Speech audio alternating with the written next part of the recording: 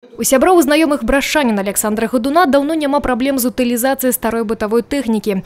Ужо шмат гадоў нясуць яму пыласосы, тэлевізары, тостары, шлангі і безліч іншых, стаўшых непатрэбнымі ў гаспадарцы рэчаў. Пры дапамозе розуму, фантазіі рук Александра яны рэінкарніруюцца ў робатаў. Каго тут толькі няма: Прамітэй, Чайка, Тэрмінатар, Рудакоп. У экспазіцыі каля 80 экспанатаў, некаторыя нават ажываюць. У него поднимается рука, двигается, и он может говорить. Говорит он через кассету. Я, значит, записал свой голос на компьютер, обработал под робота и записал на кассету. Нажимаешь кнопочку, и он говорит простые фразы.